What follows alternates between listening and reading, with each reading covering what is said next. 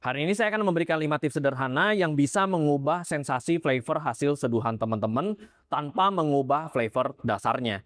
Jadi tips ini tidak akan mengubah resep yang sudah biasa teman-teman lakukan, tetapi tujuannya adalah untuk mengkombinasikan resep yang sudah biasa teman-teman kerjakan dan nanti hasil seduhnya bisa memberikan sensasi yang berbeda. Untuk tips yang pertama, yaitu adalah mengubah grind size cukup satu klik saja. Yaitu bisa satu klik lebih halus atau bisa juga satu klik lebih kasar. Untuk tips yang kedua, yaitu adalah memperpanjang fase bloomingnya. Jadi misalkan teman-teman ada yang blooming 30 detik, 40 detik, 45 detik, silahkan lakukan blooming yang ekstrim. Misalkan 1,5 menit, 2 menit, 2,5 menit, atau bahkan 3 menit.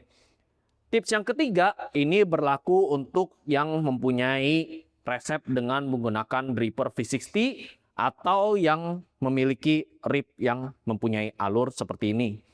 Yaitu dengan mengubah arah tuangannya. Jadi kalau misalkan melakukan tuangan searah jarum jam, silakan nanti dicoba diubah arah putarannya. Perubahan arah putaran ini bisa dilakukan di setiap interval atau bisa juga dicoba untuk di beberapa interval saja. Kemudian untuk tips keempat, ini berguna untuk yang misalkan mau buru-buru sesudah seduh, maka itu harus langsung diminum. Nah, ini sebenarnya berkaitan juga nanti dengan panca indera kita kalau misalkan suhunya masih terlalu tinggi.